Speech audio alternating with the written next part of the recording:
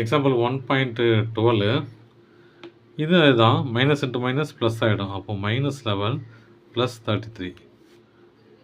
அப்போது இது ஆப்ரேட் பண்ணிக்கலாம். -11 + 33 பெரிய நம்பர் மேலே எழுதிக்கிறேன். அப்போ தான் ஈஸியாக சால்வ் பண்ணுறதுக்கு ஈஸியாக இருக்கும். இது மைனஸ் தான், ப்ளஸ்ஸு மைனஸும் கலந்து வந்துச்சுன்னா மைனஸ் தான் பண்ணணும் இல்லையா? ஆனால் வேல்யூ சைன் மட்டும் பெரிய நம்பரோட சைன் போடணும். ப்ளஸ்ஸு 3 - 1 2 3 - 1 2. இது அதுதான் -90 மைனஸ் இன்ட்டு மைனஸ் ப்ளஸ்ஸு 50 வச்சுக்கலாம். அப்போ பெரிய நம்பர் மேலே போட்டுக்கலாம், சின்ன நம்பர் கீழே போட்டுக்கலாம். ப்ளஸ்ஸு இது மைனஸு. எப்படியா இருந்தாலும் மைனஸ் தான் பண்ணணும். ஆனால் சைன் போடும்போது பெரிய நம்பர் சைன் போடணும். ப்ளஸ்ஸு 10ல் 9 போச்சுன்னா 1, மீதி பேலன்ஸ் 4 தானே இருக்குதுங்க. 4ல் 1 போச்சுன்னா 3, 31 ஆன்சர். இப்போது எக்ஸாம்பிள் 1.13ல் Chitra has 150 rupees. She wanted to buy a bag which cost 225. How much money does she need to borrow from her friend? இப்போ சித்ராட்ட 150 ரூபா இருக்குது. சரியா? 150 ரூபா இருக்குது. இப்போ கடைக்கு போகிறான். கடைக்கு போகிறவங்க அங்கே ஒரு பேகு பார்க்குறான், ரொம்ப பிடிச்சிச்சு அந்த பேகு.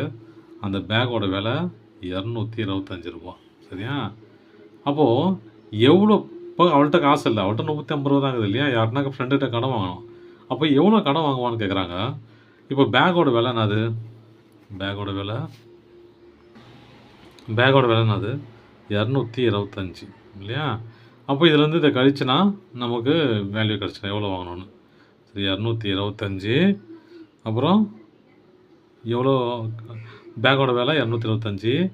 அவள் எவ்வளோ வந்து வச்சுருக்க கையில் 150. ரெண்டையும் மைனஸ் பண்ணி பாருங்க. ஏன்னா பெரிய நம்பர் போட்ட மேலேனா மைனஸ் பண்ணுறதுக்கு ஈஸியாக இருக்கும் தான். 5ல் 0 போச்சுன்னா 5. அப்புறம் இங்கே கடன் வாங்கிடுங்க.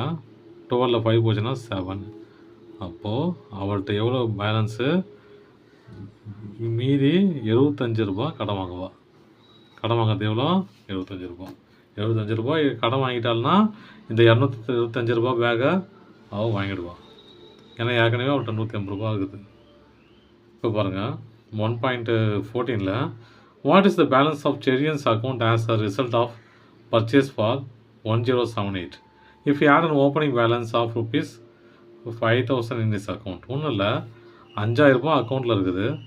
அதில் 1079 ரூபா செலவு பண்ணால் மீதி பேலன்ஸ் எவ்வளோ இருக்குன்னு கேட்குறாங்க. அவ்வளோதான் வேலை. என்ன இருக்கும்? இதில் 10னா 1, இதில் 9 இருக்கும் இல்லையா? 9 2 போச்சுன்னா 2, அப்புறம் இதுலேயே 9 இருக்கும். 9 4ல் 1 போச்சுன்னா 3. அப்போ பேலன்ஸ் எவ்வளோ இருக்கும்? அவங்ககிட்ட 5000 ரூபா அக்கௌண்ட்டில் இருந்துச்சு. ஆனால் அவன் ஏதோ பர்ச்சேஸ் போனான். பர்ச்சேஸ் பண்ணது எவ்வளோ ஆச்சு? 1079 ரூபா ஆச்சு.